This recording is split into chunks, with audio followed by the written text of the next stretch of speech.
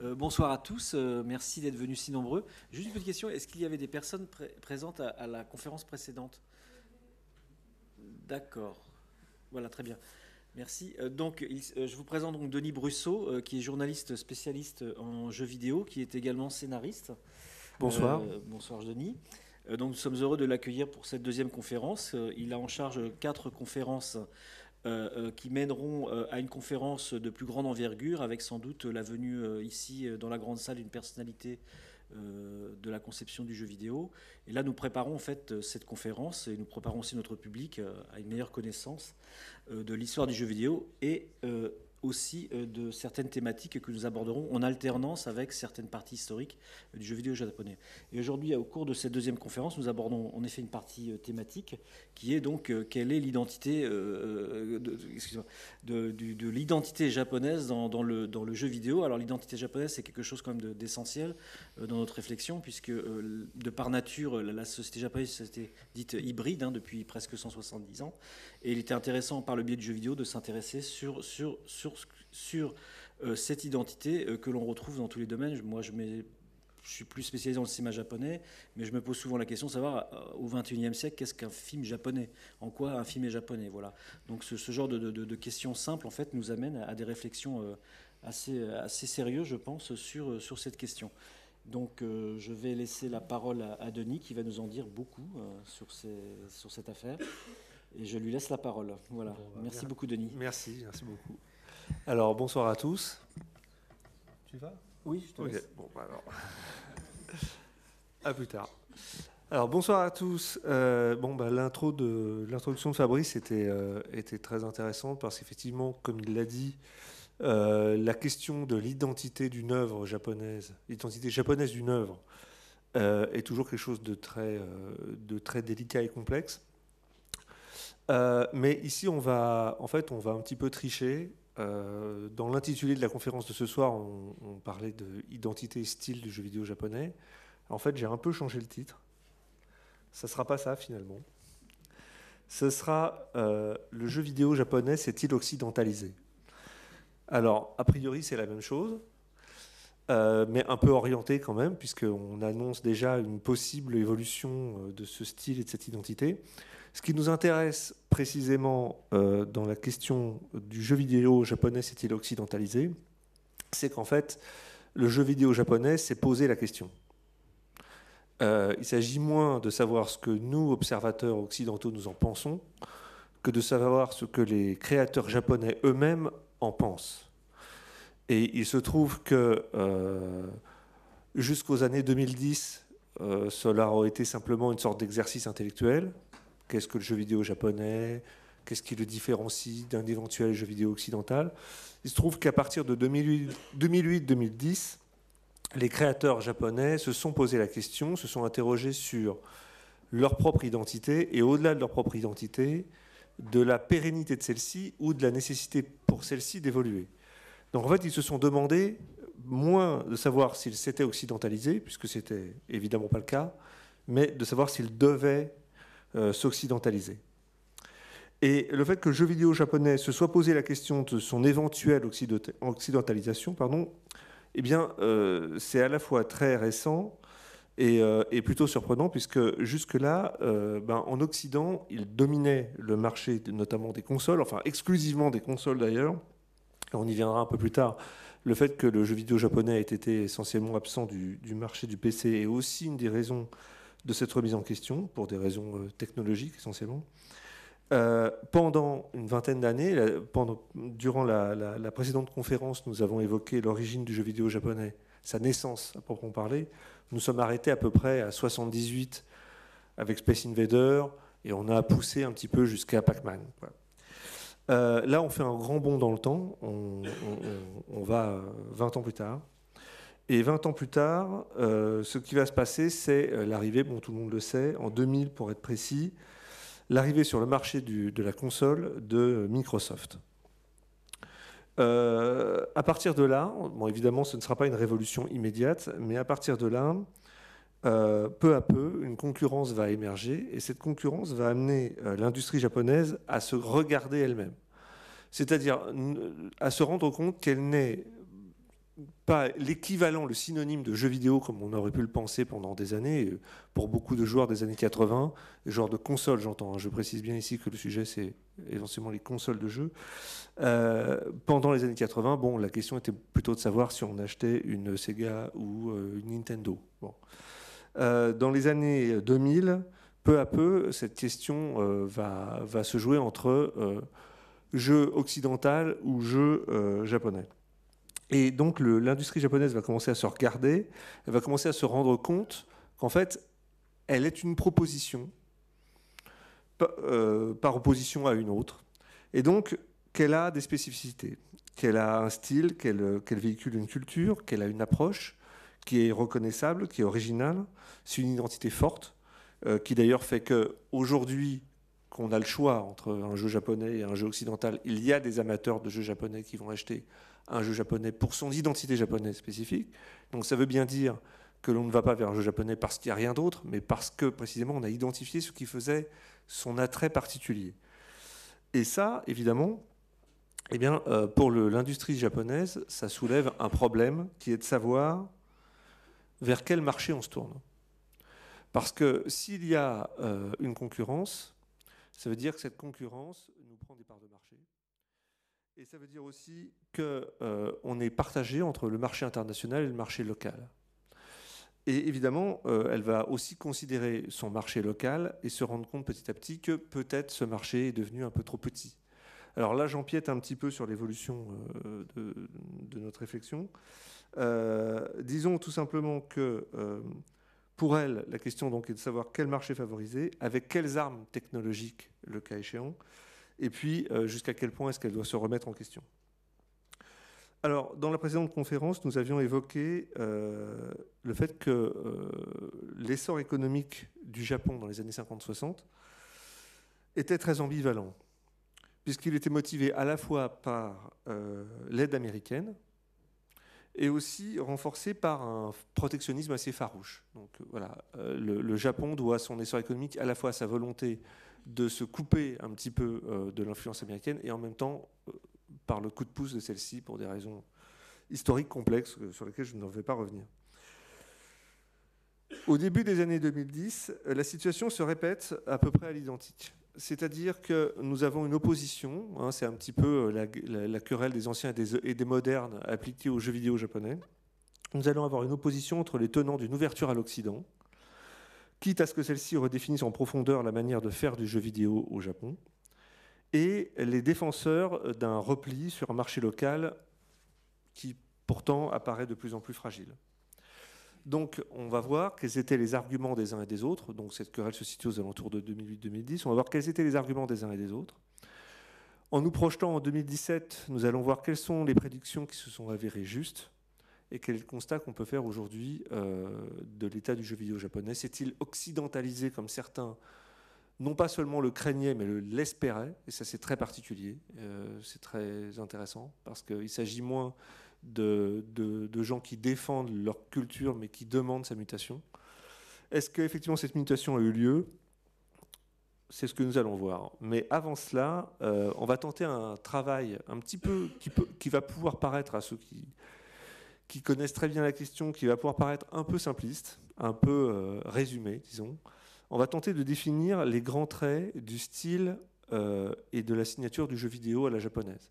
Là, je parle non pas ni de ce que j'en pense moi-même, ni d'études qui auraient pu en être faites, comme je le disais, dans les années 80-90. Il s'agit bien des critères des jeux vidéo japonais, de leur identité telle que appréciée par ceux-là même qui demandaient leur évolution. Donc, on verra plus tard que les tenants d'une mutation en sont revenus à peu près au même constat que ceux qu'on va faire ici.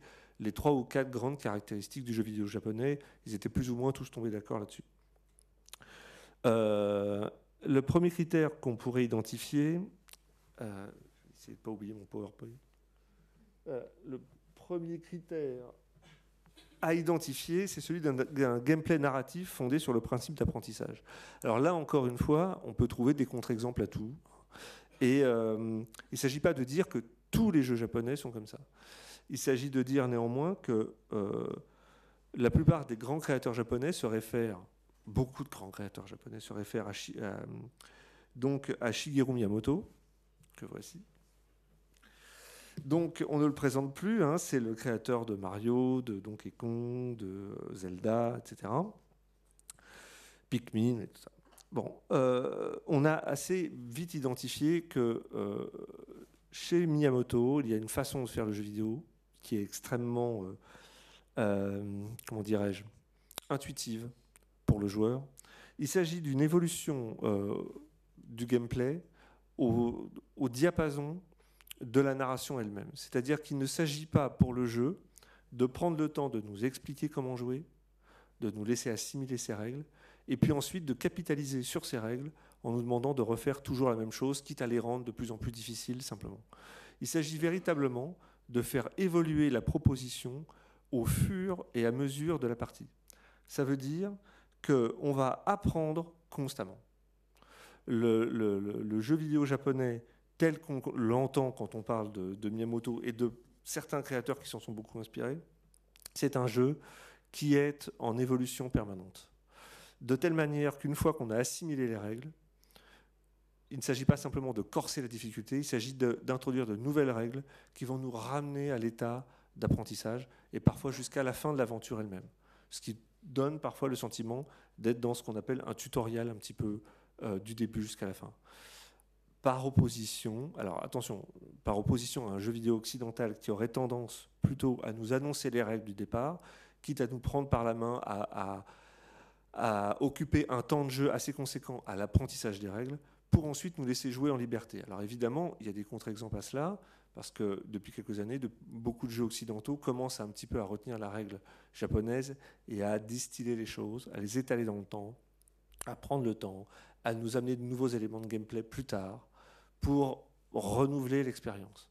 Donc évidemment, ce que je dis là n'est pas une différence extrêmement nette entre les productions japonaises et occidentales auxquelles on peut jouer aujourd'hui. Mais il y a quand même quelques auteurs qui, on pourrait dire, ont poussé le bouchon un peu loin. Ce qui permet et ce sont des auteurs qui, en général, au moins pour l'un d'eux, se réfèrent clairement à Miyamoto. Alors, le premier d'entre eux, ça c'est Mario. J'avais pensé passer quelques vidéos de Mario, mais je pense que ça nous ferait perdre un peu de temps. Donc, on va aller directement à ça. Alors, bon, c'est un jeu très connu, très culte, hein, qui est sorti en 2001. C'est Ico de Fumito Ueda. Fumito Ueda, son maître, c'est Miyamoto. Son jeu fétiche, c'est Zelda. C'est le cas pour beaucoup de créateurs dont on va parler aujourd'hui. Et lui a poussé le principe de l'apprentissage par le gameplay à son maximum. C'est-à-dire que là, dans Ico, il n'y a, pour ainsi dire, plus aucune indication. Plus aucune indication de gameplay, plus aucune indication de scénario, puisque même les personnages ne parlent pas de langue intelligible. Donc il s'agit de plonger le joueur dans une expérience purement sensitive, une pure expérience d'adaptabilité, pour apprendre petit à petit ce qu'il doit faire, où il doit aller et comment le faire. Donc c'est extrêmement épuré, c'est extrêmement, comment dirais-je, ascétique presque. La grande puissance du jeu provient du fait que cette approche de gameplay, où l'on apprend par la logique et par l'expérimentation, fait écho à son sujet lui-même, puisqu'il s'agit du rite de passage à l'âge adulte d'un couple d'adolescents. Donc voilà, là on est vraiment dans le traitement artistique poussé à son maximum d'un style qui est, on pourrait dire, un style quand même assez emblématique du jeu vidéo japonais. Alors, j'aimerais bien en passer un petit extrait, en espérant que ça ne va pas me faire perdre trop de temps, mais je ne sais pas si... Est-ce que tout le monde a joué à Ico ici? Est-ce que tout le monde connaît Ico ici? Tout le monde? Oui? Est-ce qu'il y a des gens qui ne connaissent pas du tout? Levez la main. Bon, allez, une petite vidéo. Allez, un trailer.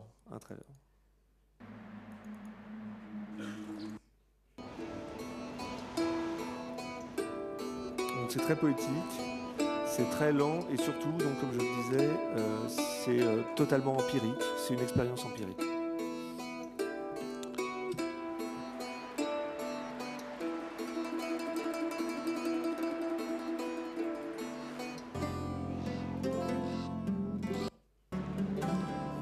Je veux du gameplay.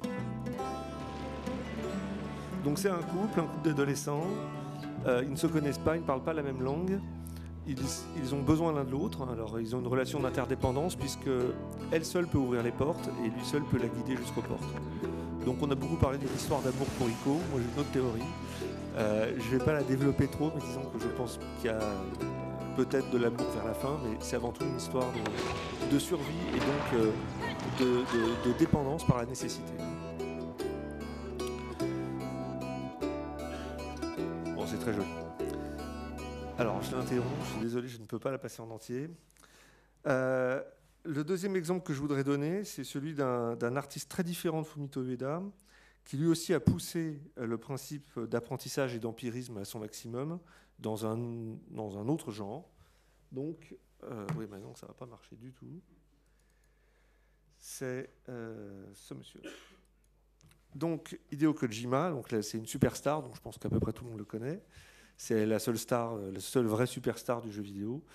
Donc, Hideo Kojima a sorti en 2003 ou 2004 ce jeu, qui est, bon, pour certains, dont je fais partie, qui pensent que c'est quand même son chef-d'œuvre. Donc, Metal Gear Solid 3, qui est une œuvre très, très particulière, puisque c'est une œuvre qui véhicule le contraire de ce qu'elle a l'air d'être. C'est-à-dire qu'en apparence, c'est un jeu extrêmement linéaire, extrêmement simple, qui nous prend vraiment par la main pour nous raconter une histoire par le menu. Et il s'avère que l'expérience, à la fin, est exactement le contraire, puisque Hideo Kojima va nous donner la possibilité de tout essayer, de tout tester, sans jamais nous dire quoi faire. Il ne nous dit jamais ce qu'on doit essayer, il ne nous dit jamais jusqu'où le gameplay peut aller, ou avec quoi interagir. Il nous laisse tout tenter, et il s'avère, comme il est très fort, il s'avère qu'il a tout prévu. Donc, quand on teste quelque chose dans Metal Gear Solid 3, il se passe toujours quelque chose. Là où je parle d'apprentissage par le gameplay, on pourrait parler plutôt de gameplay empirique, c'est qu'il s'agit de fournir à l'utilisateur un jeu dont on ne donne pas les clés. Alors évidemment, il nous explique au début comment jouer, mais ce qu'il nous explique est vraiment microscopique en comparaison de ce qu'il nous permet de faire. Mais pour ça, il faut expérimenter, réessayer, il faut creuser. Alors, on va donner quelques exemples très rapides, parce que sinon, je vais faire toute la conférence sur ça. Donc, on a par exemple un exemple que j'aime beaucoup. Je vais sûrement rester sur celui-là, parce qu'après, ça serait trop long. Donc, vous avez... donc, votre héros, Solid Snake, doit infiltrer une région d'Europe de l'Est. Et donc, il y a des campements ennemis occupés par des soldats. Et donc, dans chaque campement, il y a des réserves de nourriture. Et donc, le jeu ne vous dit pas quoi faire avec ça. Il vous indique simplement qu'il y a des réserves de rations pour vos ennemis. Si vous avez l'idée de faire exploser ces rations avec des explosifs, vous vous rendez compte un peu plus tard, sans jamais que ce soit évidemment annoncé par le jeu, que vos ennemis ont faim. Donc, leur estomac grogne. Donc, on sait qu'ils ont faim parce qu'ils disent « j'ai faim » et leur estomac grogne. Ils sont moins rapides, ils marchent plus lentement. Il se trouve que dans votre inventaire, vous avez des rations que vous avez récupérées durant votre aventure. En tuant des animaux, vous avez récupéré de la nourriture. La nourriture peut pourrir dans votre inventaire. Si vous n'avez pas joué pendant un certain temps, la nourriture va pourrir. Si vous la mangez, vous tombez malade. Vous pouvez aussi la jeter hors de votre inventaire sur le parcours de vos ennemis affamés, auquel cas ceux-ci vont se jeter dessus parce qu'ils ont très faim et vont tomber malades. Voilà, ce genre de choses, c'est vraiment ce qu'on pourrait appeler le gameplay empirique. C'est pas pousser le gameplay, c'est pas pousser l'expérience de jeu dans ses limites, faire au jeu quelque chose qu'il n'a pas prévu. C'est vraiment se rendre compte de tout ce que le jeu, au contraire, a prévu. Et il y a un énorme sentiment de récompense pour le joueur, parce que le joueur se réalise que plus il est créatif, et plus il est récompensé. Donc voilà, a priori, ça n'a pas grand-chose à voir ni avec Ico, ni avec Mario, évidemment. Mais sur le fond, il s'agit toujours d'un jeu vidéo qui ne livre pas les clés et qui vous demande d'apprendre en permanence. Alors, il y a des contre-exemples, je ne m'attarderai pas dessus. Il y a des jeux qui sont dans un style un peu plus japonais, un peu plus occidental, c'est-à-dire qui aiment bien vous donner les clés et ensuite vous demander simplement d'appliquer la méthode. Par exemple, un jeu qui est un chef-d'œuvre aussi, un Resident Evil 4. Voilà, c'est typiquement un jeu, d'ailleurs, qui va énormément influencer le jeu vidéo américain plus tard, on va le voir, parce que finalement, il contient presque tous les mécanismes du jeu vidéo américain à venir. Il est très simple de prise en main. Il vous explique tout au début, et ensuite, le gameplay ne change plus jusqu'à la fin, simplement la difficulté augmente. Alors, deuxième critère, je me rends compte que je passe, comme je le craignais, un temps fou sur ça. Donc, le deuxième critère, c'est l'iconisation systématique. Je vais aller assez vite. Le jeu vidéo japonais a tendance à tout transformer en icônes et en héros mythologiques. Alors ça, c'est vraiment c'est leur grand point fort. On parlait la dernière fois de Space Invader. Space Invader, a priori, il n'y a rien d'iconique et de mythologique dans Space Invader, et pourtant, on sait bien qu'aujourd'hui, à tous les coins de rue, on trouve les emblèmes des petits aliens de Space Invader. On disait également dans la dernière conférence que Space Invader a amélioré, s'est accaparé une formule qui était celle du jeu de ping-pong pour en faire tout d'un coup tout à fait autre chose. Et l'un des éléments d'identité de Space Invader, c'est d'avoir donné un visage à votre adversaire, de lui avoir donné une identité, celle d'extraterrestres, pour lesquels le créateur du jeu s'était inspiré de ça, notamment. Hein. C'est-à-dire des extraterrestres d'un vieux film des années 50, qui s'appelle La Guerre des Mondes, qui avait beaucoup marqué. Et tout d'un coup, il s'est dit, tiens, je peux donner une figure, je peux donner un style à mes ennemis, et je raconte quelque chose. D'un seul coup, je ne renvoie pas la balle vers une petite tablette qui bouge, je tire sur un monstre qui a une identité, qui raconte quelque chose. Et donc, cette capacité à iconiser et à transformer en mythe presque tout ce qu'il touche, le jeu vidéo japonais l'a toujours prouvé. Mario, pourquoi une figure de plombée devient à ce point mythologique? D'ailleurs, les Américains l'ont bien compris, ils ont raté le film, mais ils ont bien compris sur l'affiche que le Mario, c'est un chevalier, en fait. Et il va toujours sauver la princesse. C'est un personnage chevaleresque de la table ronde, sauf qu'il est en salopette de plombier. Et ça prouve assez bien que, quoi qu'il touche, les Japonais en font quelque chose d'iconique. Pac-Man, c'est pareil, c'est une petite boule jaune. Pourquoi c'est devenu un personnage aussi emblématique? Ça, c'est un peu la magie du jeu vidéo japonais. Ça, on le retrouve un peu à tous les niveaux. Par exemple, les héros de Resident Evil, c'est des flics ordinaires qui seraient extrêmement banals dans n'importe quelle série télé américaine. Et là, d'un seul coup, ils deviennent des demi-dieux, des personnages avec lesquels on joue. On crée des vraies figures, vraiment bigger than life, quelque chose qui est lui aussi de l'ordre de la mythologie. Bon, évidemment, on ne va pas présenter Final Fantasy, mais c'est un peu le même art. Bon, là, ils ont des designers très très forts dans la matière qui vont vous vendre vraiment du héros au kilomètre. Pourquoi je montre Dragon Quest? Parce que c'est l'un des premiers jeux, c'est peut-être même c'est l'un des premiers jeux à avoir fait appel à un dessinateur de manga, donc Akira Toriyama. Pas pour rien, parce qu'il s'agit toujours de générer du mythe et de l'icône. Donc on va chercher du côté de gens dont c'est la spécialité. Vous avez Akira Toriyama pour Dragon Quest, et vous avez notamment Yoshitaka Amano pour Final Fantasy. C'était un peu l'époque où donc de très grands artistes étaient sollicités par le jeu vidéo. Alors on ne retrouvait pas vraiment le travail de Yoshitaka Amano dans le jeu lui-même à l'époque, mais voilà, le fait est qu'il avait apporté son emblème. J'essaie d'accélérer. Alors le troisième critère, c'est un certain goût pour l'inclassable, puisque alors, quand on connaît bien le cinéma japonais, on sait qu'il a tendance à tout subdiviser en genres, en sous-genres, tout a une catégorie dans le cinéma japonais. Tout est compartimenté, la moindre variation a son nom spécifique bien à lui. Le jeu vidéo japonais fait à peu près la même chose. Il faut dire que le jeu vidéo en général est très compartimenté. Il a toute une ribambelle de genres. Et pour autant, le jeu vidéo japonais n'a jamais vraiment réussi à rester en place. C'est un jeu, ce sont des créateurs très turbulents qui n'aiment pas tellement la catégorisation, qui n'aiment pas tellement le genre. Ils ont tendance à tout mélanger, à tout faire en même temps. Et alors ça peut irriter. Ça peut faire aussi que parfois on est en présence d'ovnis qui mettent mal à l'aise. Mais le jeu vidéo japonais fait tout en même temps. En tout cas, certains d'entre eux. Encore une fois, je ne veux pas donner l'impression de généraliser. On va dire que ce sont des grandes tendances. Alors, on revient à notre ami Kojima.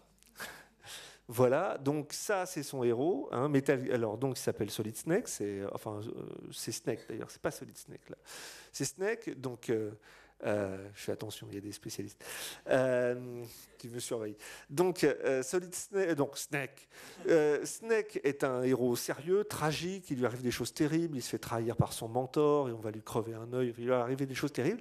Mais également, il porte des casquettes crocodiles et il fait régulièrement des tas de stupidités. Donc, en fait, Hideo Kojima prend un malin plaisir à le ridiculiser constamment.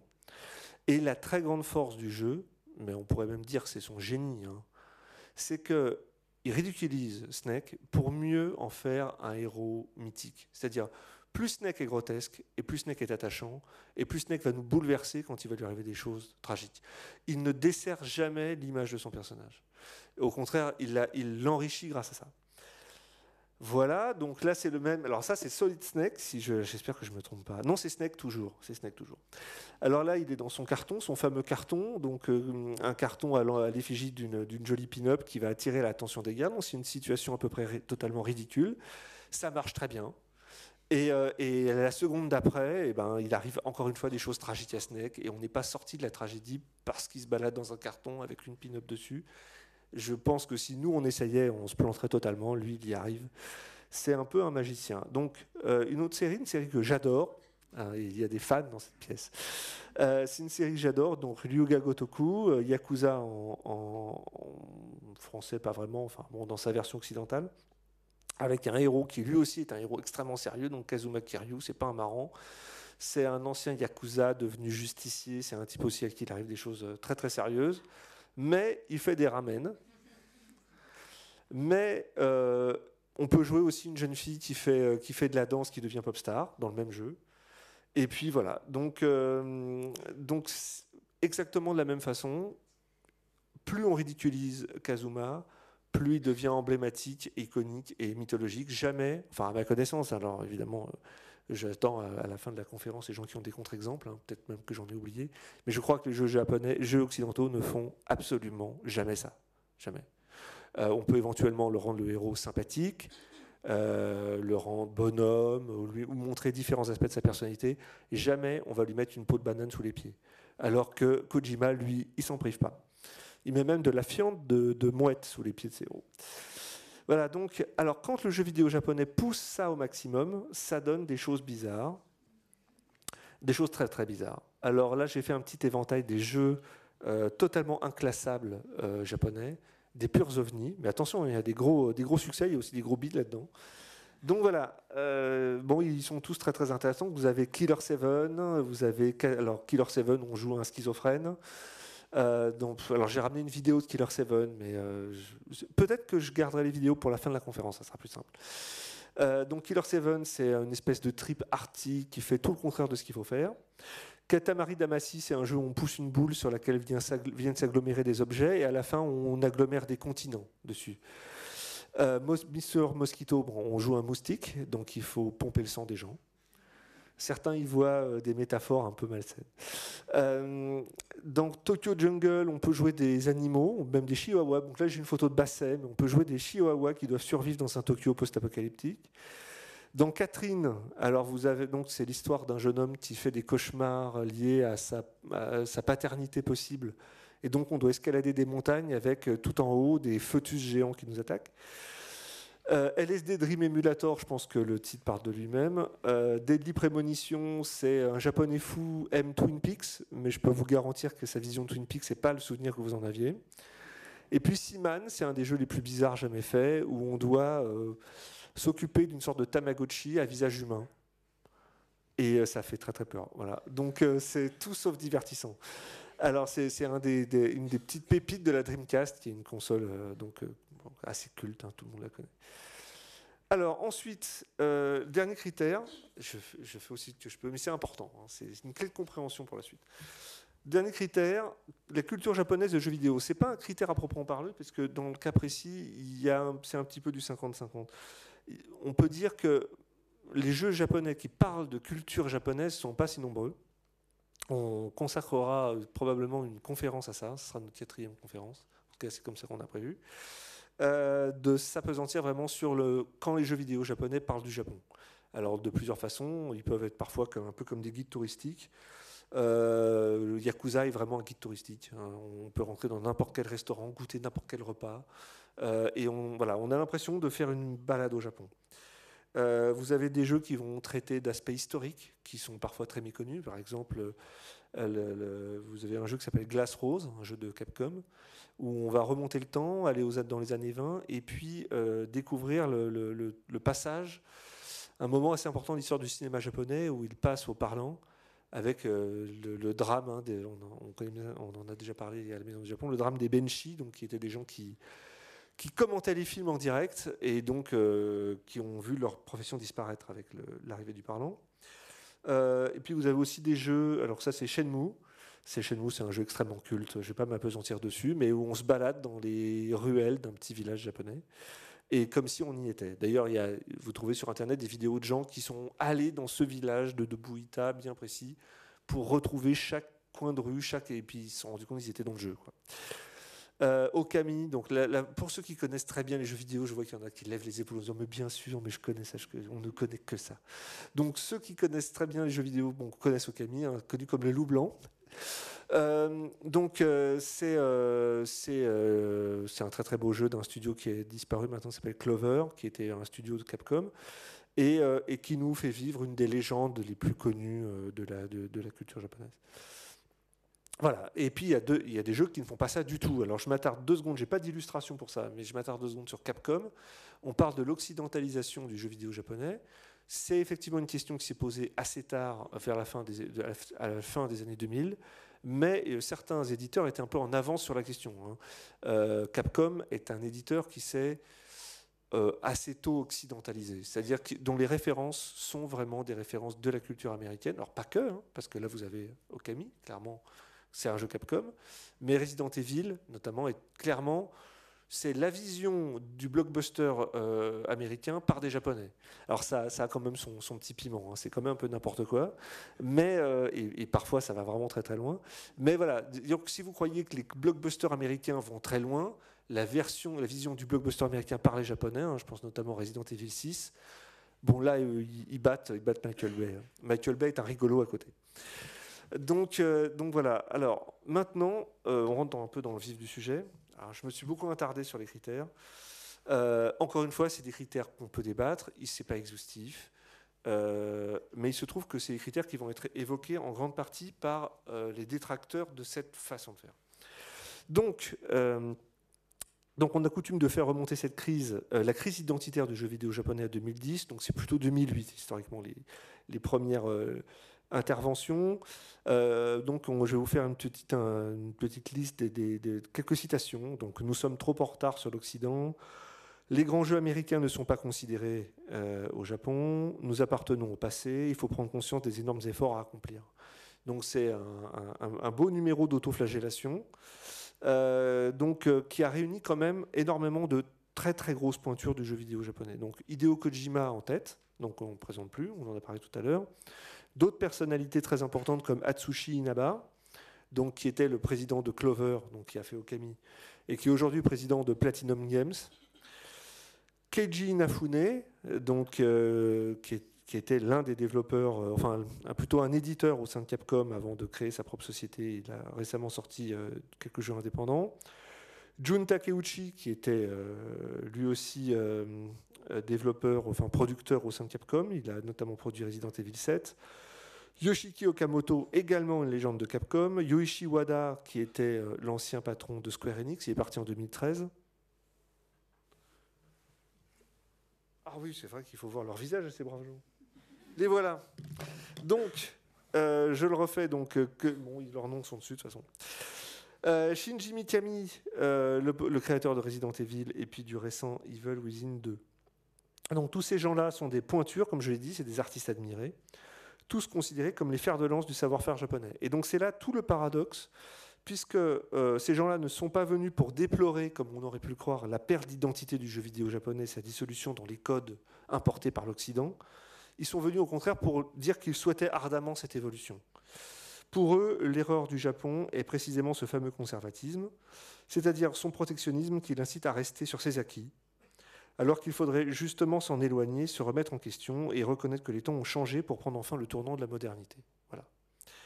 Alors, en fait, l'occidentalisation ici n'est pas seulement voulue par eux, elle est perçue comme une fatalité. C'est-à-dire que là, il s'agit de survie. C'est pour ça que j'ai vraiment parlé d'industrie nippone face à sa propre survie économique. C'est une obligation de laquelle je m'embrouille. Si cette adaptation n'a pas lieu, le jeu vidéo japonais disparaîtra dans son entier. Voilà. Donc on peut vraiment appeler ça des prophètes de l'apocalypse. Hein. L'occidentalisation pour eux n'est pas une histoire de goût. Alors Kojima, lui, il aime vraiment Left 4 Dead. Mais néanmoins, c'est une affaire de survie. Et donc on peut entendre en creux derrière ça leur vrai discours. Et c'est un discours plein de contradictions. Puisqu'il s'agit de dire le jeu vidéo japonais est resté trop japonais, donc il faut qu'il évolue, mais il faut qu'il évolue pour rester japonais. Alors, c'est bizarre, mais effectivement, pour que le jeu vidéo japonais, il ne s'agit pas simplement d'industrie, pour que le jeu vidéo japonais survive, pour qu'il reste des vestiges de ce qu'il est, il faut quand même qu'il renonce à certains de ses tics les plus identitaires. Voilà. Donc, sans le dire, ces développeurs stars, donc je me lis un peu, mais déplorent de ne pouvoir rester eux-mêmes. Ils endossent la responsabilité du changement, quand bien même ils les éloigneraient des fondamentaux qui leur ont donné un jour envie de faire du jeu vidéo. Voilà. Donc, on peut considérer que c'est vraiment une déchirure. Il s'agit de dire qu'on ne veut plus être soi-même, qu'on ne veut plus être ce pourquoi on a eu envie un jour de faire des jeux. Et tant pis, tapez-leur dessus. Eux préfèrent assumer cette responsabilité. Donc, il s'agit d'un métissage forcé, d'un métissage nécessaire, reprendre des formules occidentales, collaborer avec des studios étrangers, multiplier les concessions à tout prix pour survivre. Donc là, je vous donne une citation d'Hideo Kojima. Le pire scénario serait de voir les gens prendre leurs idées aux japonais pour les adapter à la machine hollywoodienne et en tirer profit. Ce serait la fin du jeu vidéo japonais. Donc on comprend bien que derrière ça, il s'agit de s'adapter pour rester soi-même. J'insiste un peu là-dessus, mais voilà, c'est réellement, il ne s'agit pas de dire c'est des gens qui veulent que le jeu vidéo japonais disparaisse pour faire du jeu vidéo occidental. Je pense que c'est infiniment plus complexe que ça. Et de toute façon, ils savaient très bien en le disant que ce serait très compliqué d'y parvenir. Et on va voir que c'est très compliqué d'y parvenir. Alors, j'essaye d'accélérer autant que je peux. Deux problèmes en particulier sont pointés par tous ces gens-là en 2010. La cause de la crise, c'est le rétrécissement du marché japonais. De 2007 à 2009, le marché du jeu vidéo japonais a perdu 20% de sa clientèle, pour plusieurs raisons. D'abord parce que la population a drastiquement vieilli, donc la proportion de consommateurs de jeux vidéo s'est réduite. Oui, non, mais j'ai pas le réflexe du PowerPoint, c'est clair et net. Là, je pense qu'on peut le dire. Merveilleux. Enfin, un assistant. C'est la petite flèche pour aller de l'avant. Alors, vieillissement de la population, mais je ne l'ai pas mis dans le PowerPoint, j'étais paresseux. Vieillissement de la population japonaise, donc moins de clients. Des consoles de salon qui perdent du terrain par rapport aux nouvelles habitudes de consommation, notamment consoles portables et puis jeux sur mobile. Retenez bien cet aspect-là parce qu'il est très important. Coûts de développement toujours plus importants qui font que parfois il faut développer son jeu japonais en Occident. Square, par exemple, a développé ses Castlevania auprès d'un studio espagnol.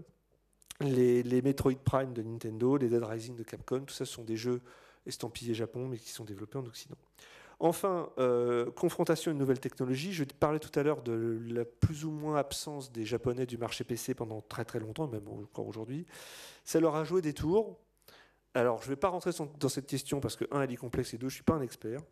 Mais il est vrai qu'arrivé à la PS3 et à la Xbox 360, les Japonais sont confrontés à des machines qui ressemblaient de plus en plus à des PC. Donc, la maîtrise de ces outils s'est avérée assez complexe. Et quand ils ont dû se confronter à des développeurs beaucoup plus au fait de ce type d'outils, eh bien, le fossé technique, le fossé graphique et le fossé véritablement du rendu s'est senti très très nettement.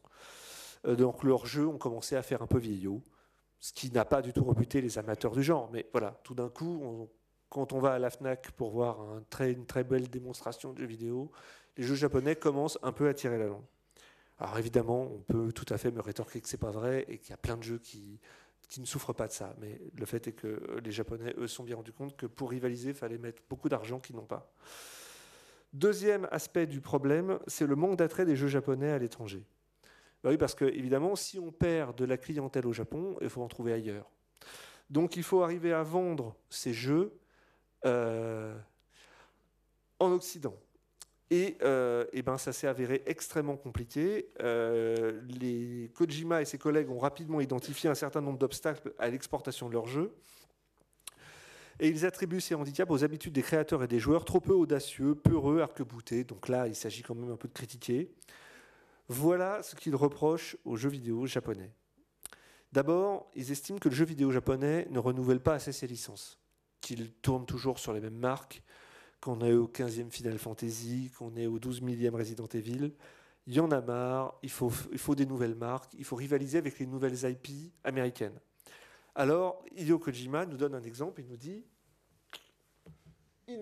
ça c'est bien. Il nous dit, Gears of War, voilà quelque chose de bien. Gears of War, c'est super, hein, parce que c'est une nouvelle marque, parce que ça plaît beaucoup aux consommateurs américains, que ça cartonne, et que nous, au Japon, eh ben, on ne fait pas ça. Ben, il a tort. Parce que, un an avant, il y a eu ça. Donc Resident Evil 4, c'est le même jeu. Et d'ailleurs, Gears of War s'est largement inspiré de Resident Evil 4. Les développeurs du jeu le reconnaissent aujourd'hui. Ils lui doivent beaucoup. Donc dire que le jeu vidéo japonais ne se renouvelle pas, c'est pas vrai. Qu'il n'invente rien, c'est pas vrai. Que les Occidentaux inventent tout, c'est faux. En revanche, c'est vrai que c'est un Resident Evil 4. C'est pas une nouvelle marque. Voilà. Et donc, peut-être que l'inventivité de ce jeu s'est un peu noyée, c'est un peu perdu, même si c'était un gros succès à l'époque. Et c'était un jeu vraiment un gros tournant du jeu vidéo japonais. Mais il s'est peut-être un peu noyé dans sa propre franchise. Ensuite, deuxième reproche, il faut vraiment entrer dans les cases. Hein. Alors là, je ne vais pas revenir sur ça. On a vu que les jeux vidéo japonais aiment bien être inclassables. Alors, qu'est-ce que j'avais mis comme illustration ? Il faut rentrer dans des cases. C'est-à-dire qu'en Occident, on a des genres, tout est genré. Hein. Il y a des FPS. Killzone 2, ça c'est un FPS. Il y a des open world. GTA, ça c'est un open world. Et il y a des jeux de tir à couvert. Voilà. Ça, c'est un jeu de tir à couvert. Uncharted. Donc, il faut faire ça et rien d'autre. Il faut arrêter de faire 4 choses en même temps. Il faut arrêter de faire des FPS, open world, tir à couvert où on élève des Tamagotchi. C'est plus possible. Donc, il faut faire un truc et c'est tout. Et donc ça, bon, les Japonais, ils sont pas encore arrivés. Hein. Si vous trouvez un FPS japonais, je suis là. Il y en a peut-être, hein, j'aurais honte après, mais j'en vois pas. Ensuite, faut arrêter avec la stylisation. Il y en a marre. Faut arrêter. Et notamment, Shinji Mikami dit Fumito Ueda, il est bien gentil avec Ico, Shadow of the Colossus et tout ça, mais ça fait beaucoup plaisir aux journalistes, mais ils n'en vont pas du tout. Donc, il faut arrêter. Il faut Fumito Ueda. Encore. Donc, Shadow of the Colossus. Donc, faut arrêter, quoi. Hein. C'est joli. Mais nous, ce qu'on veut, c'est du gameplay. Nous, ce qu'on veut, c'est de l'efficacité, de la jouabilité. C'est pas super jouable. On veut que ça soit beau. C'est pas super beau. Et puis, on en a marre que ça soit ultra... Si, je sais. Et on en a marre que ça soit ultra stylisé. On veut des jeux accessibles. Et enfin, on veut des jeux on open world. On veut du online. On veut online. Donc Final Fantasy XIV, ça c'est un jeu online. C'est bon, il a eu plein de problèmes aujourd'hui, il a beaucoup de succès, ça n'a pas toujours été le cas. Mais je m'attarde pas. Il y a une exception à tout ça. Alors il y a un éditeur de jeux japonais qui a eu aucun de tous ces problèmes. Et il a fait le contraire de tout ce que Hideo Kojima a dit. C'est Nintendo. Nintendo, ils ont fait tout le contraire. C'est-à-dire que dans les années 2000, ils ont fait du low-tech, là où tout le monde voulait faire du 16 neuvième et de la high-res. Eux, ils ont sorti la Wii. La Wii, c'est un jouet, en fait. Hein. C'est moche. C'est un jouet, quoi. Donc, c'est pas sérieux. Sauf que la Wii, ils en ont vendu 4 fois plus que la concurrence. Pourquoi ? Parce qu'ils sont revenus à leur fondamental, qui était contenu dans le nom de leur première console, enfin leur première console très connue, hein, la Famicom, ça veut dire quoi la Famicom ? J'aime bien faire ça. La Family Computer. Donc, c'est pour la famille. Et donc la Wii, c'est une console pour la famille. Et donc, en visant ce marché qui est universel, puisque tout le monde a une famille, il y a des familles partout dans le monde, et ben, on en vend partout dans le monde et on en vend des caisses. Donc, ils ont fait tout le contraire de ce que disait Kojima, puisqu'ils ont exploité leur marque emblématique. Ils ont fait du Mario, ils ont fait du Zelda, ils ont fait du Pikmin, ils ont fait des choses totalement japonaises, et ça a extrêmement bien marché pendant des années. Ensuite, presque leur malheur, c'est d'avoir voulu se caler un peu sur les critères occidentaux. Ça leur a pas tellement réussi. La Wii U n'a pas bien marché. Aujourd'hui, il y a un comeback de Nintendo. On y reviendra. Alors, bien entendu, hein, je résume. Alors, maintenant qu'on a dit quels sont grosso modo les critères et quels sont grosso modo les reproches que les développeurs japonais emblématiques de 2010 ont fait à ces critères, on va un peu aborder, on va essayer de répondre à la question: le jeu vidéo japonais s'est-il occidentalisé? C'est-à-dire qu'entre 2010 et 2017, que s'est-il passé? C'est-à-dire quelles sont les réactions à tout ça? Alors la première chose qu'on peut dire, on peut laisser la famille pour l'instant, ils sont mignons. On peut dire que personne ne s'en est fichu de cette question. C'est-à-dire que, voilà, même si certains y sont allés fort, hein, Keiji Inafune a dit que c'était foutu, c'est fini, on est mort, on est nul, dès que je vois un jeu japonais, j'ai envie de mourir, de pleurer. Et il a vraiment dit des choses comme ça, c'était atroce. Du coup, il a même donné sa dème à l'époque de Capcom. Eh ben, bon, faut pas exagérer, mais néanmoins, personne n'a pris cette question à la légère. Et tout le monde a réagi à sa façon. Alors, il y a eu des réactions très, très contrastées. Il y en a même qui ont décidé d'y aller à fond dans le jeu vidéo japonais à l'ancienne, hein, d'ailleurs de vraiment la jouer traditionnaliste pure et dure. Mais même cette position-là, c'est une réaction. Voilà, on se dit, puisqu'on dit que le jeu vidéo japonais doit changer, nous, non seulement on ne va pas changer, on va en rajouter. Mais voilà, même ça, c'est une réaction à cette crise. Personne n'est resté neutre. Donc, première réaction possible, s'occidentaliser. Alors, j'ai rajouté, en tout cas, essayer. Alors, est-ce que le dernier Legend of Zelda Breath of the Wild est un jeu occidentalisé? Ou en tout cas, c'est un jeu... Non, il ne s'est pas occidentalisé. Mais c'est un jeu qui, par certains aspects, reprend tous les codes dont on a parlé, notamment dans un gameplay extrêmement empirique. On nous prend très peu par la main, on nous jette dans un univers très vaste, et puis on vit sa vie. Mais néanmoins, justement, par la manière dont il le fait, par la volonté qu'il a de puiser certaines inspirations du côté du RPG, plutôt occidental, il essaye quand même de tirer un peu la leçon de ce qui marche en Occident. Il se trouve qu'aujourd'hui, c'est un des très très gros cartons de Nintendo, et pas uniquement auprès des fans de Zelda.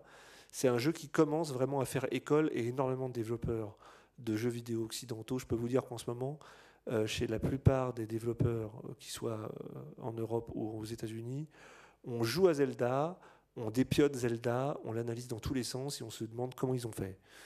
Donc voilà, qu'on aime ça ou pas d'ailleurs. Hein. Mais malheureusement, alors il y a des tentatives qui ont moins bien marché. Alors pour moi, alors là, je vais tenter une saillie un peu personnelle. Slide suivante. Pour moi, Metal Gear Solid 5 The Phantom Pain, c'est un jeu d'Hideo Kojima, donc c'est intéressant puisque c'est la réponse d'Hideo Kojima à la question qu'il a lui-même posée. Est-ce que le jeu vidéo japonais doit s'occidentaliser? Lui disait oui. Sa réponse, c'est ça. Alors, c'est quand même un jeu très bizarre. C'est un jeu très hybride. Il tente l'open world, il tente le RPG, il tente plein de choses, en fait. Et en même temps, il tente de rester fidèle à lui-même. Donc, je peux vous dire que c'est un des jeux où il y a le plus de moments hallucinants, de plus d'idées barrées. On a un bras Goldorak, enfin... Et en même temps, à côté de ça, il tente de faire un open world, on pourrait dire, je mets des gros guillemets, à la GTA.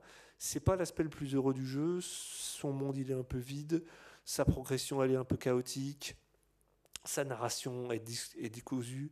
Il a posé énormément de questions. Il répond pas à toutes très, très, très clairement. Alors après, on dira, effectivement, il est parti pendant le développement.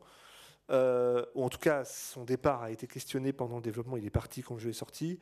Moi, je pense que même s'il n'y avait pas eu de problème avec Konami, le jeu serait resté une chose un peu hybride, un petit peu étrange, que j'aime beaucoup personnellement, mais qui prouve que Kojima n'a pas encore trouvé toutes les réponses aux questions qu'il a lui-même posées. On va passer assez rapidement. Là, j'ai mis un jeu, alors je pense que peu de gens y ont joué. C'est Let It Die, c'est un jeu de Grasshopper. C'est un jeu intéressant parce que c'est un studio japonais qui se pose la question de la monétisation et qui essaye d'apporter son style à lui dans une forme d'exploitation commerciale et dans une forme de commercialisation du jeu qui vient vraiment du marché occidental. Donc, pourquoi pas? C'est une proposition intéressante.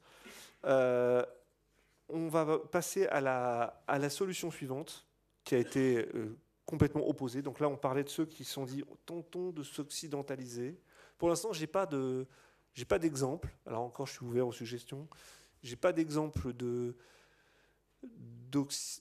jeux japonais on pourrait dire qu'on pourrait prendre a priori comme pour des jeux occidentaux. Pardon. Dragon Dogma, ça fait partie des tentatives, mais enfin, je vous laisse débattre. Murder Soul Suspect. Alors, des bons jeux. Ah oui, non, je plaisante. Alors non, moi, j'aime pas du tout. C'est vrai. Oui, alors bon. Pour un petit, oui, c'est un jeu Square, il me semble. Hein. Ah, d'accord, vous en savez plus que. Bon, c'est pas, enfin bon, pour moi, c'est pas un très très bon jeu. En tout cas, oui, effectivement, il essaye de le faire à l'occidental. Je dirais que c'est pas vraiment ce qui le fait vraiment sortir du lot. Je dirais que c'est quand même, enfin, c'est une question de goût. Disons que c'était pas avec ça que le jeu vidéo japonais va conquérir le marché occidental. Alors, ensuite, la mutation du marché japonais. Alors, c'est une autre solution possible. Eh ben, puisqu'on n'arrive pas à conquérir le marché occidental, eh ben, on va se tourner vers le marché japonais. Alors, non pas en... Alors, il y a deux façons de faire. Celle-ci est la façon suivante. Alors, celle-là, c'est pas la plus sympathique. C'est de dire, on va muter complètement, on va arrêter les jeux vidéo. C'est-à-dire, on va arrêter de faire des jeux vidéo sur console, puisqu'aujourd'hui, le consommateur a changé ses habitudes et se tourne vers le jeu sur portable, le jeu sur mobile, on va faire plus que ça. Alors, c'est plus des annonces qu'une réalité. En 2015, donc vous avez Sega qui a annoncé en février 2015 que c'était fini, qu'ils annoncent les jeux. Alors, bon, c'est un peu triste parce qu'ils avaient déjà annoncé arrêter les consoles, après ils disent qu'ils annoncent les jeux vidéo, qu'ils vont plus faire que du mobile.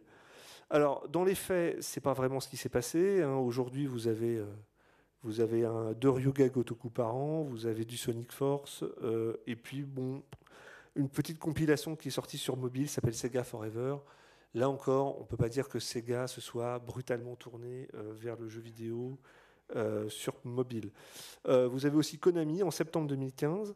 Bon, dans l'aftermath, on pourrait dire, du départ de Kojima. Donc ils ont tout supprimé, ils ont arrêté tous leurs projets, Silent Hills, tout ça. Donc là, on avait vraiment l'impression que c'était la fin du monde. Ils ont dit, bon, nous, c'est comme ça, nous, on arrête le jeu vidéo aussi, on fait plus que du jeu sur mobile. Quelques temps plus tard, on se rend compte qu'ils n'ont pas vraiment conquis le jeu vidéo sur mobile, ils continuent à faire du PES, ils font du Metal Gear Survive. C'est pas brillant, mais en tout cas, cette mutation n'est pas encore totalement consommée.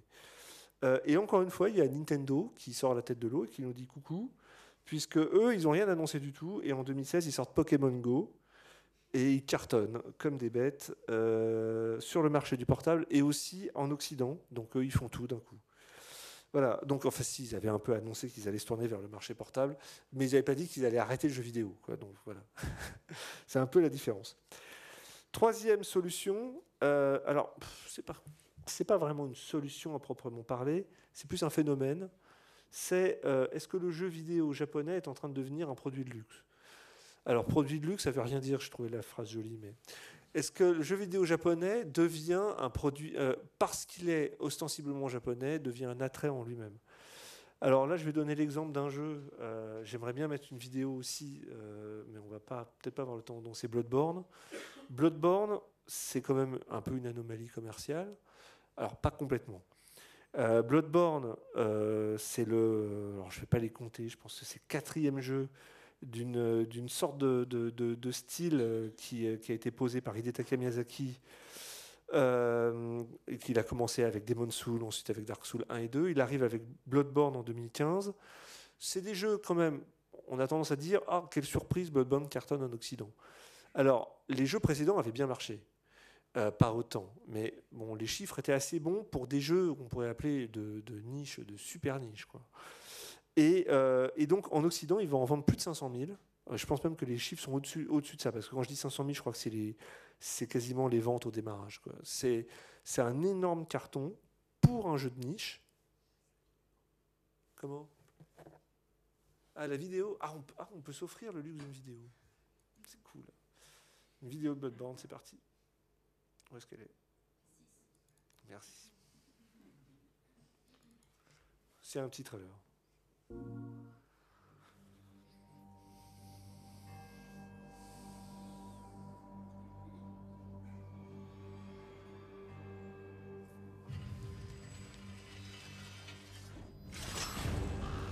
J'avais un peu peur qu'il y ait des enfants, mais il n'y a pas d'enfants cette fois. Il y en a? Ah zut! Ah, je vois une main. Ok, c'est bon. Bon, mais c'est un dur à cuire celui-là. Your blood's gonna get. I knew it was. The devil came. Made you bad for good. So death is coming to purge this town. I know your name. And I'm gonna cut you down.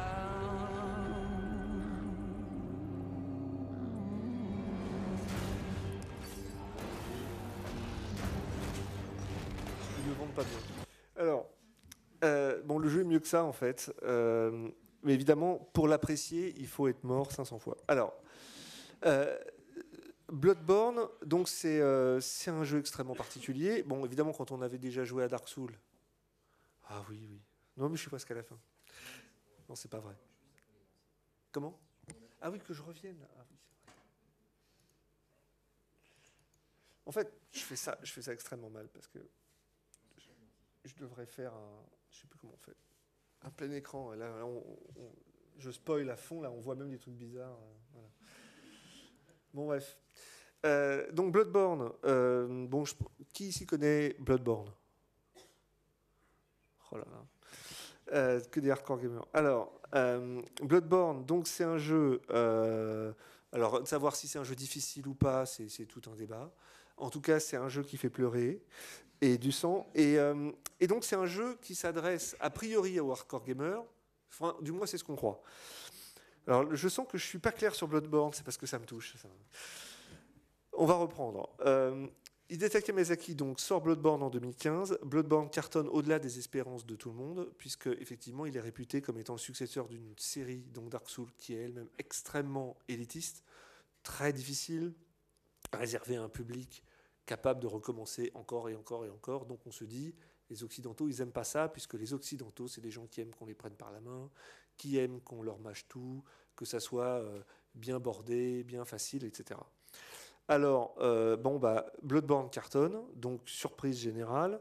Félicitations adressées par Microsoft à Sega à l'époque, à Sony, pardon, puisque c'est Sony qui édite le jeu. Donc, joli coup d'avoir misé sur un jeu de niche comme ça. Alors, après, on peut se demander pourquoi ça marche.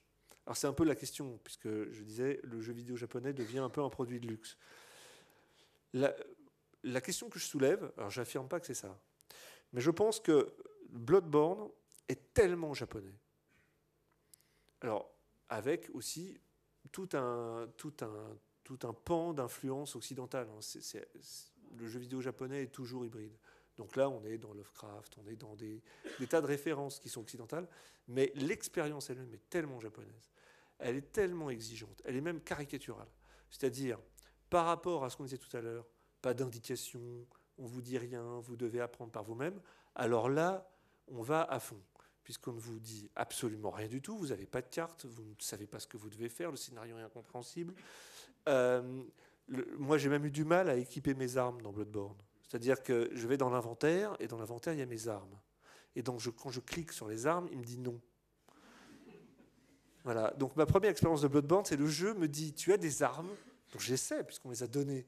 Le jeu me dit, oui, non. Donc, il a fallu chercher beaucoup pour comprendre, mais je ne suis pas très mal non plus, pour comprendre qu'il faut aller dans le menu pause, et c'est là que se trouve l'accès aux armes. Et je me suis dit, bon, lui, il m'aime pas. Et effectivement, c'est vrai, en fait, il m'aime pas du tout.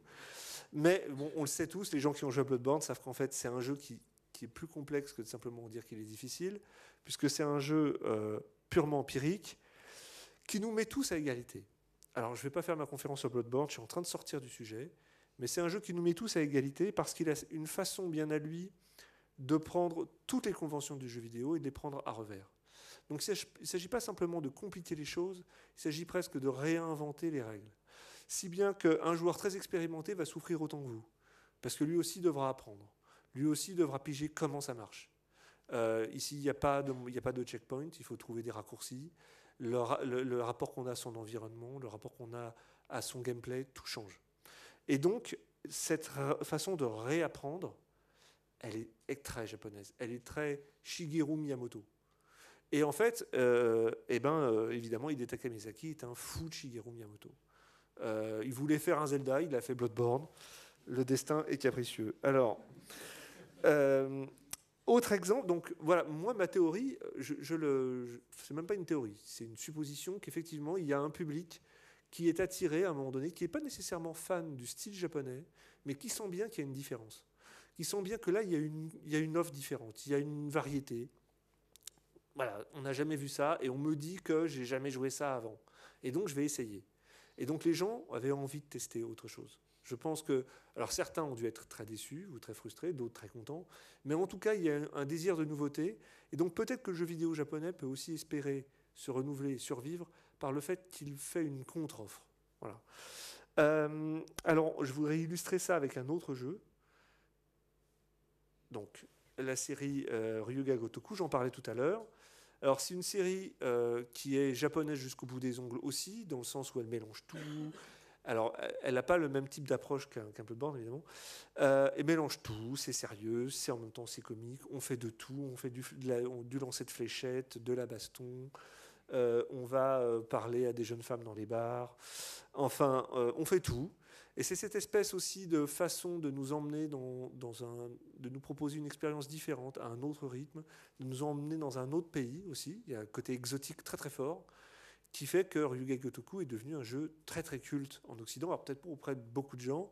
Il paraît qu'il y a des malades qui achètent ces jeux-là en japonais 2 ans avant leur sortie en Occident et qui les finissent sans comprendre le japonais. Il paraît. J'en connais un.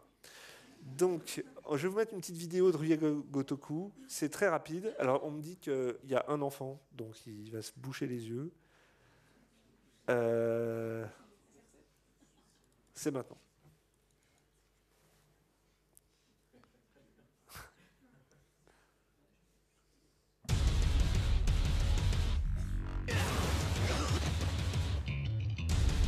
Évidemment, quand on est fan de cinéma japonais, c'est mieux. 何者やお前こっちのセリフやかかってくんのはあんたらの勝手だがこっちも遠慮なく手出させてもらう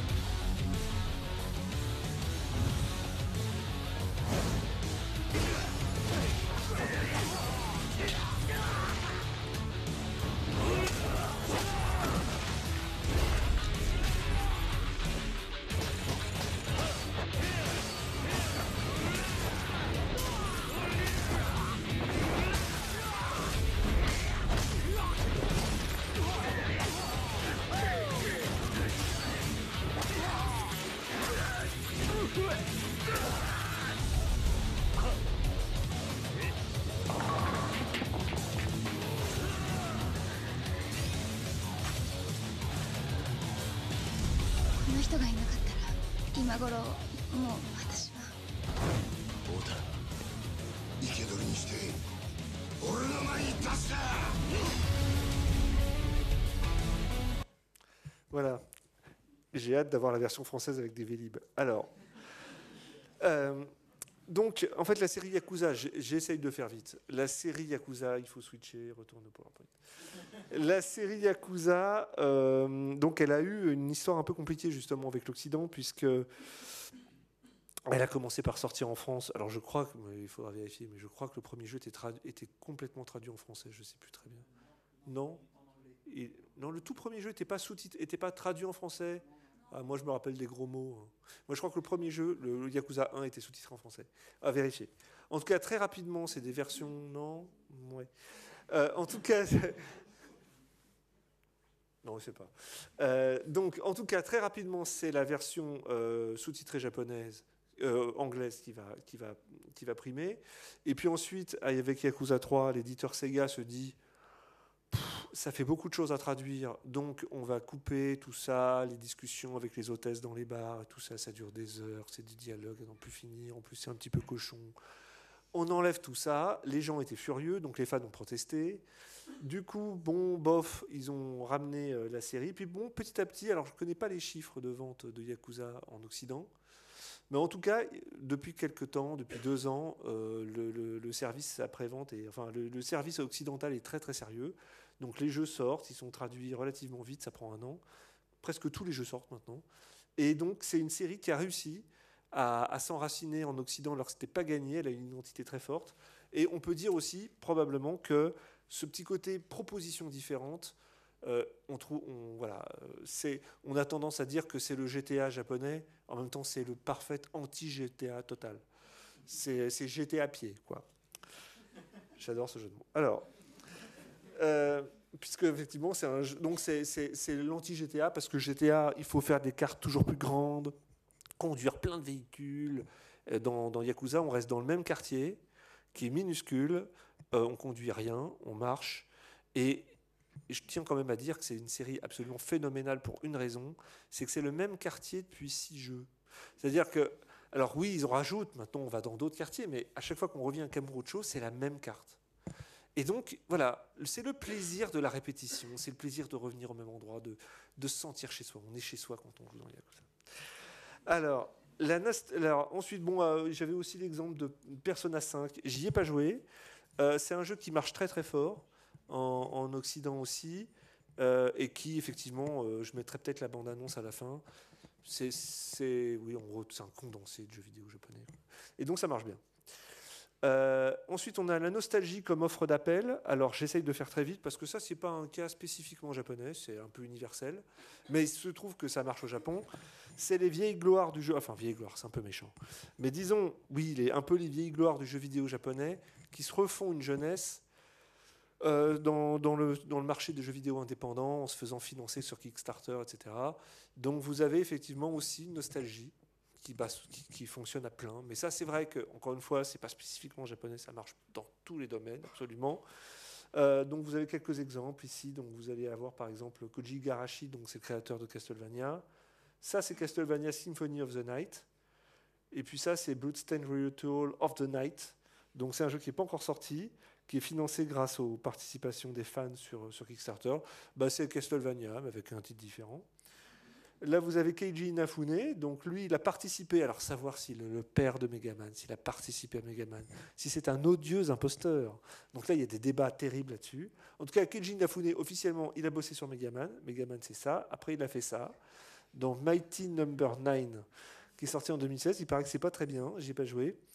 En tout cas, c'est Bomberman. C'est Megaman pour les joueurs de 2016. Donc, il s'agit de jouer à fond sur la nostalgie. Je ne m'attarde pas trop là-dessus. Et donc, vous avez Yu Suzuki.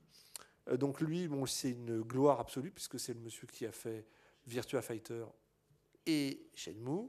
Shenmue 3 est un jeu qui a été fantasmé, rêvé pendant des années et des années. Il va sortir bientôt, en partie grâce à Kickstarter, mais bon, Sony a mis la main à la poche pas mal quand même, ce qui a fait un petit débat, du genre, vous demandez l'argent des fans, mais vous avez aussi un budget, donc où part l'argent, quoi. Donc Shenmue 3, il y a une première bande-annonce du jeu qui est sortie en août. Beaucoup de gens ont trouvé ça un peu laid, un peu décevant. Moi, je le défendrais presque en disant que le côté robotique et un peu figé des personnages, moi, c'est le souvenir que j'avais de Shenmue, quoi. Donc, si d'un seul coup, c'est super beau et c'est super fluide, c'est pas Shenmue, c'est autre chose. C'est Yakuza, par exemple. Donc, est-ce qu'on a le temps pour Shenmue ? Bande-annonce de Shenmue. Alors, c'est pas beau. Si, c'est très bien, j'ai entendu. Mais moi, je défends ça. Je trouve que c'est bien que ça. Le old school, c'est voilà. Comme pour les nostalgies, il faut aussi que ce soit moche, sinon ça fait pas vieux. Donc, c'est pas bien. Je vais bientôt m'acheter un magnétoscope. Je sais de quoi je parle.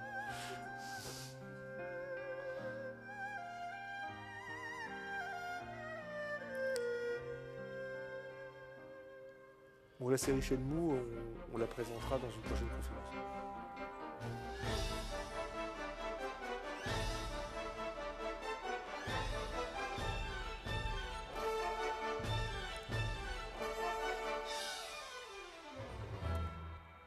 Bon, je passe. C'est le jeu officiel du musée Grévin, quoi. Non, mais c'est juste pour embêter les fans. Je fais ça exprès. Non, c'est très très bien. Donc voilà. C'est la suite d'une série extrêmement culte. Là encore, les fans ont pu payer pour la voir, ils sont contents. C'est un business qui tourne. Les positions incertaines. Alors, les positions incertaines, c'est plutôt la question de savoir si on s'occidentalise ou pas.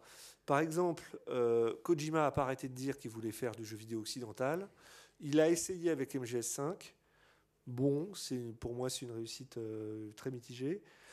Là, il annonce son nouveau jeu, donc chez Sony, puisqu'il a quitté Konami. Et donc, l'annonce de Death Stranding, pour moi, c'est la preuve qu'il est fou, quoi. Voilà. Donc, c'est la preuve qu'on a un auteur. Je ne sais pas, peut-être que le jeu sera très occidental. On ne sait pas encore à quoi il va ressembler. Enfin, moi, je ne sais pas en tout cas. Mais ce qu'il annonce. Bon, oui, mais quand même, je vais se faire déconcentrer. Bonsoir à tous. Merci d'être venus si nombreux. Juste une petite question. Est-ce qu'il y avait des personnes présentes à la conférence précédente? D'accord. Voilà, très bien. Merci. Je vous présente donc Denis Brusseau, qui est journaliste spécialiste en jeux vidéo, qui est également scénariste. Bonsoir. Bonsoir Denis. Donc nous sommes heureux de l'accueillir pour cette deuxième conférence. Il a en charge 4 conférences qui mèneront à une conférence de plus grande envergure, avec sans doute la venue ici dans la grande salle d'une personnalité de la conception du jeu vidéo. Et là, nous préparons en fait cette conférence et nous préparons aussi notre public à une meilleure connaissance de l'histoire du jeu vidéo et aussi de certaines thématiques que nous aborderons en alternance avec certaines parties historiques du jeu vidéo japonais. Et aujourd'hui, au cours de cette deuxième conférence, nous abordons en effet une partie thématique qui est donc quelle est l'identité de l'identité japonaise dans le jeu vidéo. Alors l'identité japonaise, c'est quelque chose quand même d'essentiel dans notre réflexion, puisque de par nature, la société japonaise s'était dite hybride depuis presque 170 ans. Et il était intéressant, par le biais du jeu vidéo, de s'intéresser sur cette identité que l'on retrouve dans tous les domaines. Moi, je suis plus spécialisé dans le cinéma japonais, mais je me pose souvent la question de savoir, au XXIe siècle, qu'est-ce qu'un film japonais? En quoi un film est japonais? Voilà. Donc ce genre de questions simples, en fait, nous amène à des réflexions assez sérieuses, je pense, sur cette question. Donc je vais laisser la parole à Denis, qui va nous en dire beaucoup sur cette affaire. Et je lui laisse la parole. Voilà. Merci beaucoup, Denis. Merci beaucoup. Alors, bonsoir à tous. Tu vas? Oui, je te laisse. Ok, bon, alors. À plus tard. Alors, bonsoir à tous. L'introduction de Fabrice était très intéressante parce qu'effectivement, comme il l'a dit, la question de l'identité d'une œuvre japonaise, l'identité japonaise d'une œuvre, est toujours quelque chose de très délicat et complexe. Mais ici, on va un petit peu tricher. Dans l'intitulé de la conférence de ce soir, on parlait de identité et style du jeu vidéo japonais. En fait, j'ai un peu changé le titre. Ça ne sera pas ça, finalement. Ce sera le jeu vidéo japonais s'est-il occidentalisé? Alors, a priori, c'est la même chose, mais un peu orienté quand même, puisqu'on annonce déjà une possible évolution de ce style et de cette identité. Ce qui nous intéresse précisément dans la question du jeu vidéo japonais s'est-il occidentalisé, c'est qu'en fait, le jeu vidéo japonais s'est posé la question. Il s'agit moins de savoir ce que nous, observateurs occidentaux, nous en pensons, que de savoir ce que les créateurs japonais eux-mêmes en pensent. Et il se trouve que jusqu'aux années 2010, cela aurait été simplement une sorte d'exercice intellectuel. Qu'est-ce que le jeu vidéo japonais?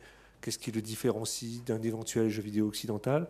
Il se trouve qu'à partir de 2008-2010, les créateurs japonais se sont posé la question, se sont interrogés sur leur propre identité et, au-delà de leur propre identité, de la pérennité de celle-ci ou de la nécessité pour celle-ci d'évoluer. Donc en fait, ils se sont demandé moins de savoir s'ils s'étaient occidentalisés, puisque c'était évidemment pas le cas, mais de savoir s'ils devaient s'occidentaliser. Et le fait que le jeu vidéo japonais se soit posé la question de son éventuelle occidentalisation, eh bien, c'est à la fois très récent et plutôt surprenant, puisque jusque-là, en Occident, il dominait le marché, notamment des consoles, enfin exclusivement des consoles d'ailleurs. On y viendra un peu plus tard. Le fait que le jeu vidéo japonais ait été essentiellement absent du marché du PC est aussi une des raisons de cette remise en question, pour des raisons technologiques essentiellement. Pendant une vingtaine d'années, durant la précédente conférence, nous avons évoqué l'origine du jeu vidéo japonais. sa naissance à proprement parler, nous sommes arrêtés à peu près à 78 avec Space Invader, et on a poussé un petit peu jusqu'à Pac-Man. Là, on fait un grand bond dans le temps, on va 20 ans plus tard. Et 20 ans plus tard, ce qui va se passer, c'est l'arrivée, bon, tout le monde le sait, en 2000 pour être précis, l'arrivée sur le marché de la console de Microsoft. À partir de là, bon, évidemment, ce ne sera pas une révolution immédiate, mais à partir de là, peu à peu, une concurrence va émerger, et cette concurrence va amener l'industrie japonaise à se regarder elle-même. C'est-à-dire à se rendre compte qu'elle n'est pas l'équivalent, le synonyme de jeu vidéo comme on aurait pu le penser pendant des années, pour beaucoup de joueurs des années 80, les joueurs de consoles, j'entends, hein, je précise bien ici que le sujet c'est essentiellement les consoles de jeux. Pendant les années 80, bon, la question était plutôt de savoir si on achetait une Sega ou une Nintendo. Bon. Dans les années 2000, peu à peu, cette question va se jouer entre jeu occidental ou jeu japonais. Et donc l'industrie japonaise va commencer à se regarder, elle va commencer à se rendre compte qu'en fait, elle est une proposition par opposition à une autre, et donc qu'elle a des spécificités, qu'elle a un style, qu'elle véhicule une culture, qu'elle a une approche qui est reconnue. Voilà, c'est un peu une réponse, une influence directe. Et pourquoi je mets Darkest Dungeon ? D'abord parce que j'adore Darkest Dungeon, et ensuite parce que ça c'est un jeu dangereux, par contre, hein, Darkest Dungeon. J'ai été obligé d'effacer mes sauvegardes parce que je faisais plus que ça. Darkest Dungeon parce que voilà, moi j'estime que la stylisation, l'iconisation, la manière de raconter l'histoire de façon très épurée, la façon de vous amener à recommencer encore, l'apprentissage par la douleur, quoi. On va dire c'est un peu une sorte de Dark Souls du RPG en 2D dessiné, quoi. Ça n'a rien à voir, mais ça a beaucoup à voir aussi. Donc voilà, disons qu'on peut éventuellement retrouver, si on aime le style japonais et son identité, on peut la trouver aujourd'hui un peu dans des œuvres qui ne sont pas produites au Japon. Et j'ai fait un peu le tour. Alors la conclusion, on l'aura compris, elle n'est pas claire du tout. C'est-à-dire que le jeu vidéo japonais c'est-il occidentalisé ? Non. Le jeu vidéo japonais va-t-il s'occidentaliser ? C'est pas parti pour. Doit-il s'occidentaliser ? Peut-être. Ça, il est certain que les reproches faits par Kojima et ses potes sont valables. En 2017, le jeu vidéo japonais a connu quelques succès. Resident Evil 7, il y a Persona 5, il y a Zelda, il y a Nier. On attend des très gros jeux comme Death Stranding. La rentabilité est présente parce que le jeu japonais marche très très fort sur les sites de vente américains comme Amazon. Donc ils arrivent quand même à exister à l'étranger commercialement. Maintenant, est-ce que la situation s'améliore vraiment ? Le mot de la fin, je vais le donner donc à Katsuhiro Harada. C'est le papa de la série Tekken. Et lui, voilà ce qu'il dit en 2017, donc cette année, 7 ans après la polémique de 2010, il dit: même si le jeu vidéo japonais se porte mieux qu'il y a quelques années, il a chuté, ses financements sont moindres qu'aux États-Unis, on ne peut pas rivaliser. Et nous ne reviendrons pas dans le top en dépit de notre manière à part que nous maîtrisons. Voilà. Donc lui, il n'est pas très engageant, il n'est pas non plus très très pessimiste. Il dit qu'effectivement, ça va être très très dur, il ne faut pas s'attendre à ce que Japon et jeux vidéo soient synonymes comme autrefois. Il envoie, pour moi c'est comme ça que je comprends, il envoie un avertissement à l'attention des studios qui ne doivent pas se reposer sur leur maigre laurier. Voilà, je vous remercie.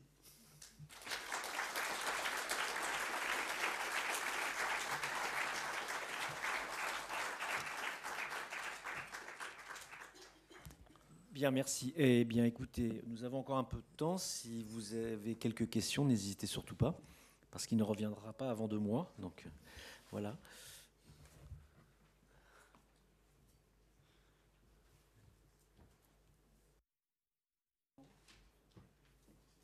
J'aurais tout dit alors. Bon. C'était tellement parfait qu'il n'y a rien à reprocher. C'est super. Excusez-moi. Ah oui. Du coup, je voulais savoir ce que vous pensiez de l'évolution de la série Final Fantasy actuellement. C'est une bonne question. Et je l'avais mise dans mes slides et je l'ai virée, en fait. Pas grand-chose. La série Final Fantasy aujourd'hui, bon, elle se divise en deux blocs, je dirais. Il y a d'un côté, vous avez Final Fantasy XIV, donc je me souviens pas de son nom exact, Realm, quelque chose. Ouais, exactement, merci. Donc là, qui répond un petit peu aux attentes, c'est-à-dire, c'est un... Ah, pas trop vite. Ah oui, pas trop vite, pas trop vite. C'est un open world RPG online, donc qui répond un petit peu aux vœux d'un Kojima qui voulait justement que le jeu vidéo japonais aille sur ce terrain. Bon, il est un peu tout seul. Concernant Final Fantasy XV, je n'y ai pas joué. Donc, ce que j'ai cru comprendre néanmoins, c'est que c'est un jeu qui est un petit peu au carrefour des influences, qui probablement tente de se renouveler, mais je ne peux pas vous en dire beaucoup plus pour le moment. Désolé. Bonsoir. En fait, je veux juste savoir, est-ce que de votre point de vue, lorsqu'on parle d'occidentalisation, est-ce que vous l'avez un peu abordé, est-ce que finalement, le principal problème des Japonais est que l'industrie du jeu vidéo s'est structurée autour du offline, et donc de la console, et que finalement, aujourd'hui, avec Internet, les habitudes sont ont un peu changé, donc du coup, on est beaucoup plus sur des genres qui utilisent Internet beaucoup plus que le JRPG narratif, et donc le MMO, le FPS, le jeu de stratégie, qui sont par hasard aussi des jeux qui se jouent beaucoup plus à la souris, beaucoup plus facilement. Et donc du coup, c'est pour ça que ça sera difficile en fait pour les Japonais de reprendre le dessus, parce qu'ils n'ont pas développé une industrie dont les genres s'appliquent facilement à Internet. Oui, vous avez raison. En fait, effectivement, c'est tout à fait juste. Le jeu vidéo japonais a longtemps ignoré, voire même ignore encore le PC. Donc, comme je disais, ça a pu être une cause de retard technologique. C'est aussi qu'ils sont totalement absents du jeu sur PC, donc du jeu online. Vous avez raison. Le fait est qu'il y a des pans entiers de jeux qui sont quand même absents de la culture japonaise. Et même si aujourd'hui, je pense qu'ils sauraient faire des FPS, par exemple, ils n'en font pas. Ils ne sont pas naturellement, j'ai l'impression qu'ils ne sont pas naturellement attirés vers ce marché non plus. On sait que les Japonais, c'est des consommateurs, donc ils vont vers ils utilisent Internet, ils vont vers le online, ils vont vers ce type de médium, mais a priori pas pour jouer, en tout cas pas pour jouer comme ça. Ou peut-être pour jouer à des jeux occidentaux, parce qu'il y a aussi la question du savoir-faire. Peut-être qu'ils jouent à des jeux occidentaux, mais ils ne jouent pas aux jeux japonais online, puisqu'il n'y en a pas tellement. Mais ça, c'est malheureusement un constat qu'on peut faire, qui était vrai il y a 7 ans et qui est toujours vrai aujourd'hui. La situation a très peu évolué. Et une question tout en haut, au dernier rang.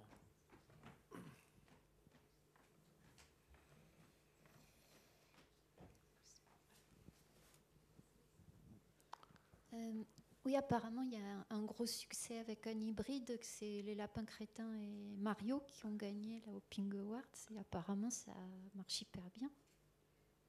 Oui. Ouais, et donc, quelle est votre question ?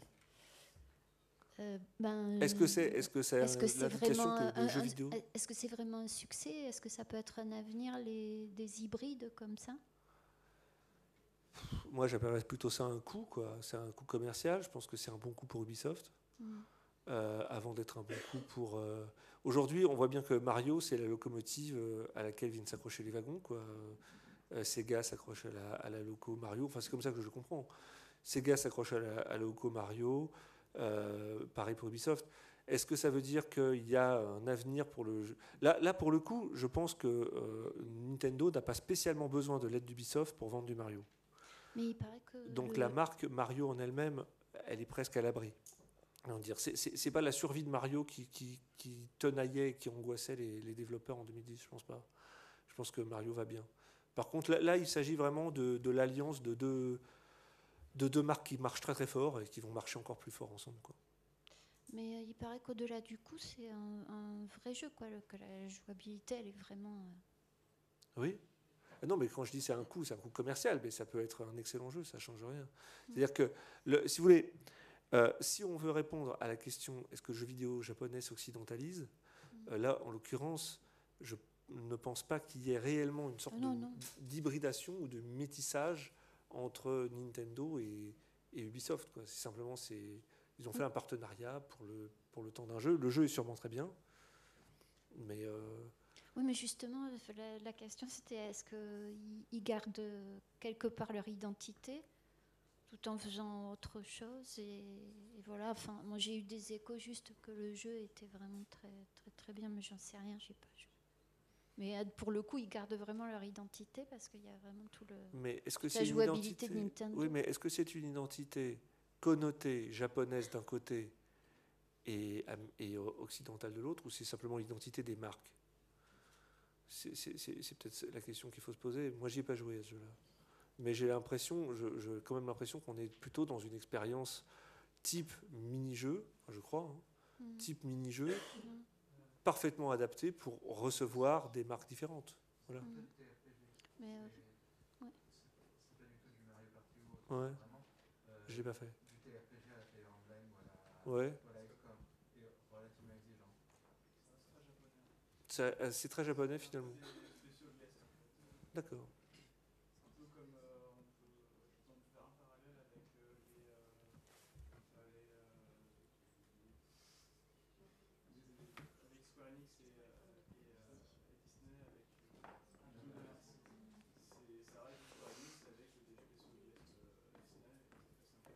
D'accord, ok, oui. Comment s'appelle cette série déjà? Je me souviens plus. Oui, d'accord. Bon, bah alors dans ce cas-là, question à débattre, mais je n'y ai pas joué, donc je ne peux pas vraiment vous dire.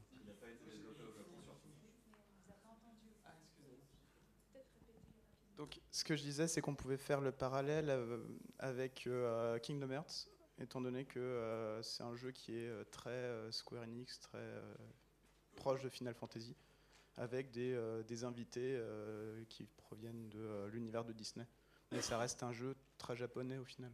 Donc là, avec comment il s'appelle, avec les lapins crétins et Mario, bah, ça reste un jeu tactique à la Fire Emblem, comme on disait à gauche. Et qu'au final, ben, ça reste un jeu très japonais. Voilà. Ok, merci beaucoup. Il y a un monsieur en haut qui en fait pas rentrer.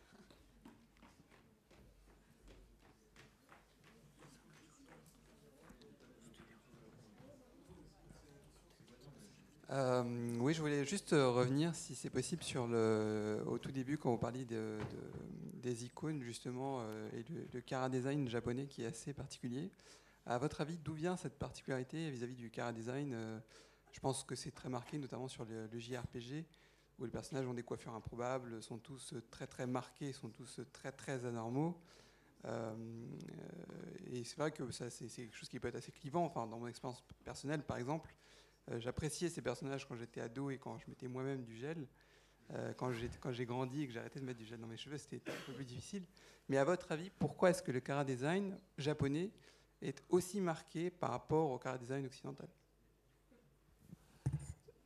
J'ai envie de vous dire que c'est avant tout une question de culture. C'est-à-dire que le style japonais a toujours été extrêmement marqué, même quand on considère... Les Japonais adorent styliser. Et donc, même quand on considère leur cinéma, ils ont tendance à styliser, ils ont tendance à recourir à des formes extrêmement marquées.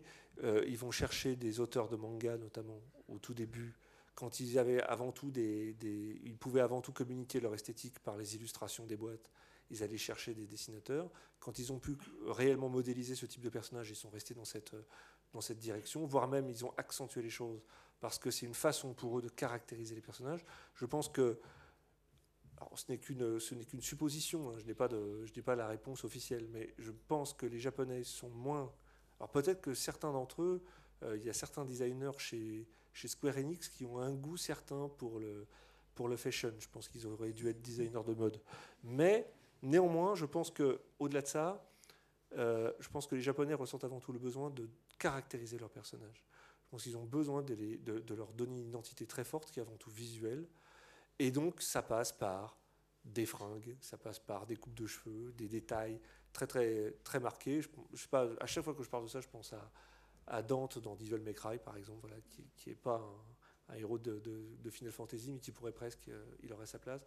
Voilà, je pense que c'est un réflexe quasiment systématique chez le développeur japonais d'identifier, de donner une personnalité forte à son personnage à travers l'esthétique. Alors après, pourquoi est-ce qu'ils ont les cheveux dressés avec du gel, je ne saurais pas vous le dire, mais je pense que c'est l'évolution avant tout. J'ai envie de vous dire, les héros de Toriyama avaient les cheveux comme ça, et puis ça s'est c'est devenu de plus en plus réaliste.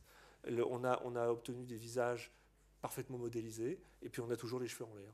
C'est presque une sorte de tradition qui est perdurée. Moi, j'expliquerai comme ça, mais je ne peux pas vous affirmer que c'est l'explication. Pourriez-vous nous donner 3 exemples de jeux qui, pour vous, se trouvent vraiment un juste milieu entre du coup l'occidentalisation et le respect des traditions japonaises dans le jeu vidéo, idéalement de jeux dont vous n'auriez pas parlé? Pour ma part, Breath of the Wild dont vous avez parlé, je trouve que c'est un exemple très concret ça reste vraiment Zelda et pourtant ça s'inspire et on sent le plaisir qu'on peut ressentir dans Assassin's Creed en escaladant ou par un Dark Souls, mais on sent que le gameplay en combat est plus exigeant. On sent qu'ils sont inspirés de plein de choses occidentales tout en restant vraiment un Zelda. Absolument. Est-ce que vous pourriez nous donner 3 exemples de jeux? Est-ce que j'ai d'autres exemples? Est-ce que j'ai 3 exemples en plus? Autant que vous voulez. Hein. Là, tout de suite, non. Je ne vais pas vous mentir, je ne vais pas me creuser la tête.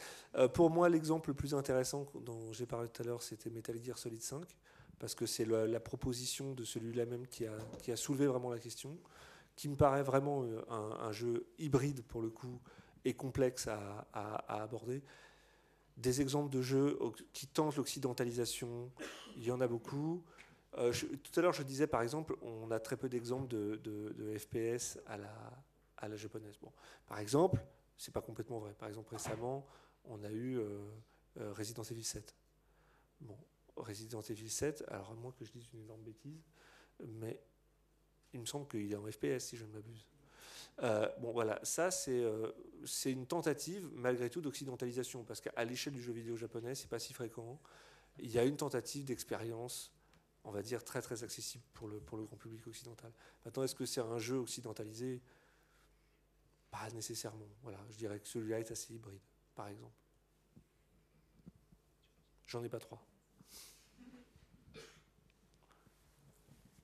Déjà, je voulais revenir sur la question qui était précédente, sur le côté pourquoi c'est si stylisé, les personnages, etc. Déjà, quand on va au Japon, chaque région a sa mascotte, les packaging pour tel ou tel objet, c'est toujours chaque marque a vraiment son identité. Donc je pense que c'est vraiment culturel. C'est vraiment, il faut avoir une image et la marquer. Et du coup, le meilleur moyen, c'est de styliser, pour eux en tout cas, c'est de vraiment styliser, de donner une identité, puisque en plus c'est la question. Donc de donner une identité forte pour que ça reste dans les mémoires et que voilà. Après, pour Breath of the Wild, je voulais revenir sur un truc. On a dit ça restait toujours énormément un Zelda, mais pour moi, je trouve qu'il manque quand même quelques choses qui faisaient d'un Zelda un Zelda, comme je sais pas, les donjons qui étaient quand même super longs et on avait des longues énigmes comme ça. Là, il y en a plus, c'est que des petits donjons à chaque fois. Moi, ça m'a un petit peu perdu. Enfin, j'ai pas perdu parce que je trouve que c'est génial l'open world, mais ça m'a manqué ce côté-là. Ce que j'attendais d'un Zelda. Et l'autre côté, c'était aussi il y a les musiques aussi. On parcourt toute la plaine et on n'a plus de musique, donc c'était un peu dommage. Et il y avait encore un troisième truc, c'était le scénario. Là, je le trouve assez anecdotique finalement. Il n'y aurait même pas de scénario, on pourrait se balader sur la map, c'est pas grave. Mais il n'y avait pas de rebondissement, alors que dans les derniers Zelda qu'il y avait eu avant, je sais pas, Twilight Princess ou Skyward Sword, ou voilà, toute une série comme ça, il y avait un scénario avec des petits rebondissements, etc. En fait, vous allez constater, enfin, là encore, j'en sais rien, c'est une supposition, mais on parle là, le sujet de la conférence aujourd'hui, c'est l'occidentalisation du jeu japonais. Il peut y aussi avoir la japonisation du jeu occidental, pourquoi pas. Mais est-ce qu'on pourrait aussi se poser la question, est-ce qu'il y a une sorte de mondialisation du jeu vidéo? C'est-à-dire que est-ce qu'il n'y a pas une sorte, on n'est pas en train d'assister à l'émergence d'une manière de faire le jeu vidéo qui va être la même, que ce soit au Japon, en Europe ou aux États-Unis, peu importe. Tout le monde, en ce moment, j'ai l'impression que tout le monde est en train de chercher un peu la même chose. Alors pas avec les mêmes moyens, mais qui Zelda, qui Destiny, etc., cherchent une sorte d'expérience globale qui permettrait d'offrir à peu près toutes les sensations en même temps, tous les types de feedback possibles en même temps pour le joueur. Et donc, on va de plus en plus vers quelque chose. Il ne faut pas guider le joueur, il ne faut pas contraindre son ressenti, il ne faut pas lui dire ce qu'il doit vivre ou la musique qu'il doit entendre, par exemple. Le fait de couper les musiques, c'est très intéressant. Il ne faut pas astreindre le joueur à une expérience particulière parce que le joueur doit pouvoir construire son expérience elle-même. Et aujourd'hui, ce sont des choses qui sont à l'étude, que ce soit dans les jeux japonais, les jeux français, les jeux américains, tout le monde est en train de se poser plus ou moins cette question. Et une question qu'on pourrait se poser, c'est est-ce qu'on n'est pas en train de voir émerger une sorte d'uniformisation du jeu vidéo dans son entier? C'est pas pour demain, mais je pense qu'il y a quelque chose comme ça qui commence à affleurer. Et on va prendre une dernière question et puis merci. Et bonsoir, merci Bonsoir.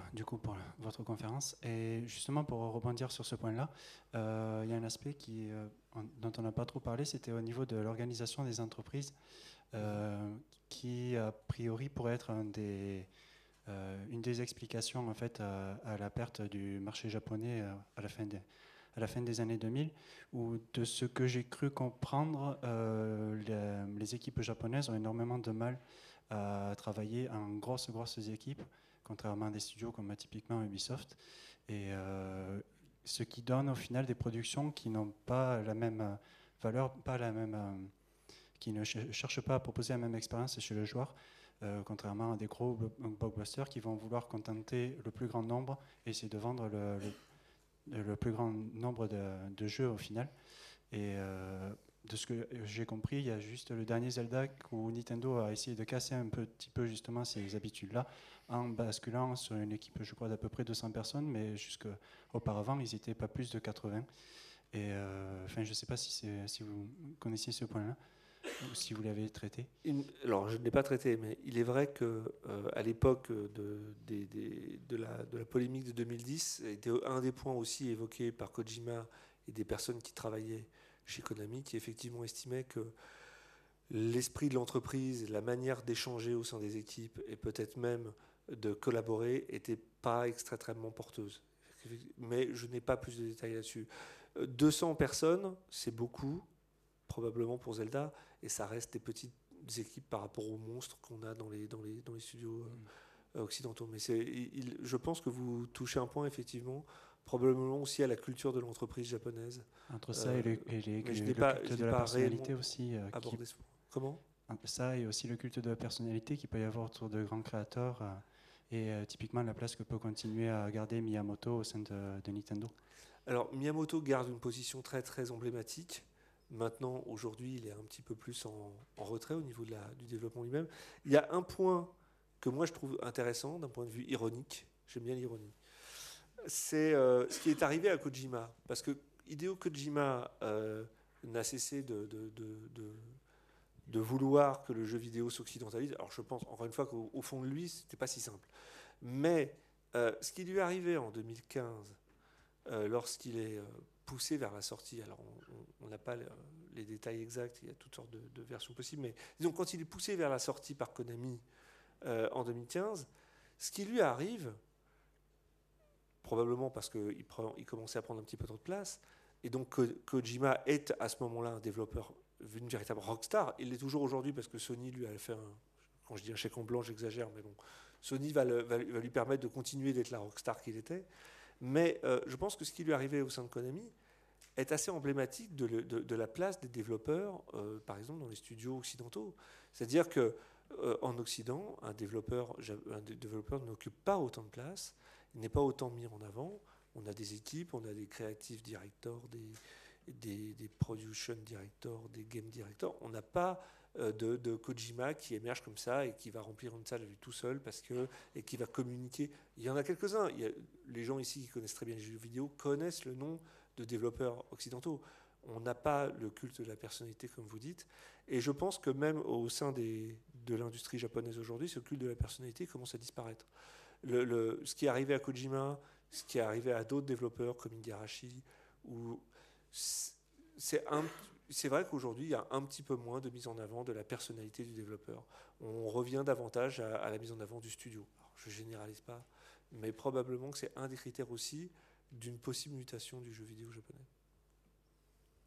Très bien, merci pour cette conclusion et merci à Denis et à votre participation active. Et puis on se donne rendez-vous dans 2 mois pour la suite. Merci beaucoup. Ah bah oui, ça va. Ça va 1h45 ou... T'es en pleine forme. Comment? T'es en pleine forme. Ah oui, c'est vrai. Avec ma cravate qui tourne.